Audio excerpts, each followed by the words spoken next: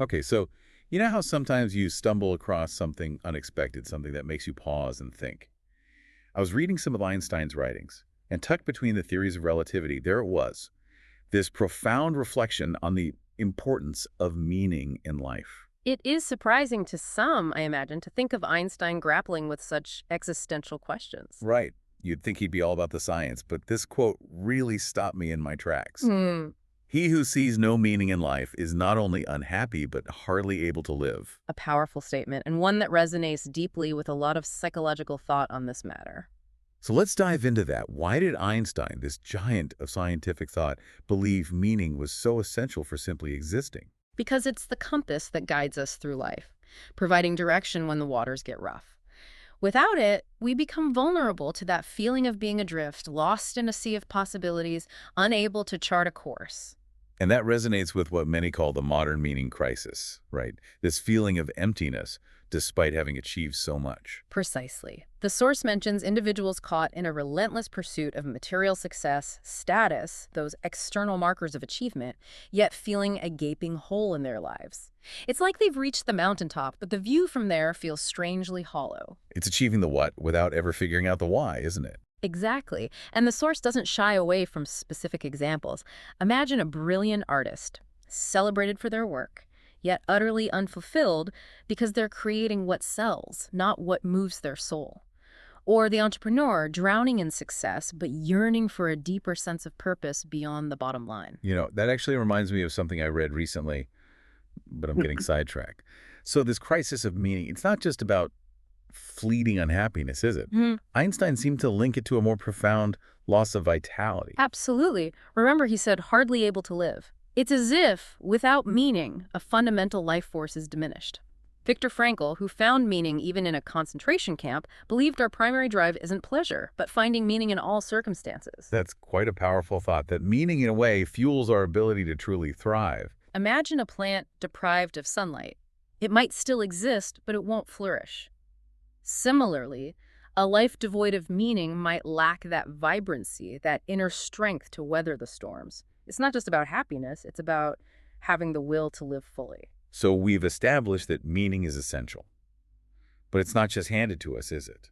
How do we actually cultivate this sense of meaning, this driving force in our lives? Einstein, thankfully, wasn't content to simply point out the problem. The source we're diving into actually outlines practical steps, a roadmap of sorts, for navigating this very human search for meaning. Okay, now we're talking. Because one thing to acknowledge a lack of meaning, but actually taking steps to find it, that's where things get really interesting. What's the first step on this journey? Self-reflection is paramount. It's about tuning out the external noise, the shoulds and expectations, and really asking ourselves, what truly resonates with me? What makes me feel alive? It makes me think of that saying, everyone seems to know what's best for you except you. Exactly. And the source emphasizes that there's no right or wrong answer here. It's about connecting with your own unique values, your own internal compass. So how do we actually do that? How do we cut through the noise and really listen to that inner voice? It takes practice, but the source suggests finding what works for you. Maybe it's journaling, meditation, losing yourself in nature, anything that allows you to connect with that deeper part of yourself. So we've done the inner work, identified our values, those things that make our soul sing. Then what? This is where the rubber meets the road. The source talks about aligning your actions with those discovered values. It's great to have these guiding principles, but are we living them out in our daily lives? Ah, so it's not enough to just talk the talk. We have to walk the walk. Precisely. If our actions contradict our values, that's when we feel that dissonance, that sense of emptiness creeping in. It's like we're telling ourselves one story. I value creativity, but then living out a completely different narrative in our day-to-day lives. Exactly. And that disconnect can be a huge source of unhappiness. Imagine someone who values exploration and adventure but finds themselves stuck in a monotonous routine day after day. That's a sign that something needs to shift. So it's about recognizing those areas where our actions don't align with our values and having the courage to make changes. Mm. But life isn't always smooth sailing, is it? Mm. How do we deal with challenges when striving for a meaningful life? The source has a fascinating perspective on this. It's about reframing how we view challenges, seeing them not as roadblocks, but as opportunities for growth, for deepening our understanding of ourselves and the world. It's like that Nietzsche quote, That which does not kill us makes us stronger. Precisely. Obstacles, viewed through this lens, become not something to fear, but opportunities to tap into our resilience, to discover a strength we didn't know we possessed. And often it's in those moments of struggle that we find the greatest meaning. Think about a musician whose most powerful music comes from a place of heartbreak, or an athlete who pushes their physical limits to achieve a seemingly impossible goal. So we're aligning our actions with our values, embracing challenges as opportunities for growth. Is there anything else we can do to cultivate this sense of meaning? There's one more powerful point the source highlights that I find incredibly compelling. It's the idea of seeking ways to add value to the world around us. That's a beautiful thought. It's about moving beyond our own individual pursuits and contributing to something larger than ourselves. Exactly. And this contribution can take countless forms. It could be through our work, our relationships, our creative endeavors, or simply through acts of kindness and service to others. It's about asking ourselves, how can I leave this world a little bit better than I found it? Precisely. And here's the fascinating paradox.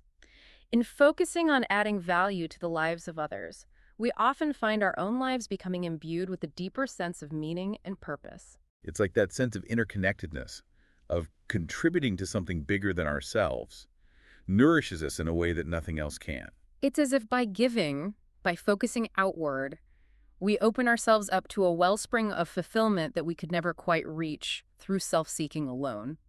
So to bring it back to Einstein, it seems he was saying that embracing this quest for meaning isn't just some abstract philosophical pursuit, but essential for truly living a fulfilling and vital life. Absolutely. He recognized that meaning isn't something we stumble upon, it's something we cultivate through conscious choice, through aligning our actions with our values, embracing challenges, opportunities for growth, and finding ways to contribute to the world around us. It's about becoming active participants in our own lives, choosing to live with intention, with purpose. And recognizing that this journey of finding meaning is ongoing.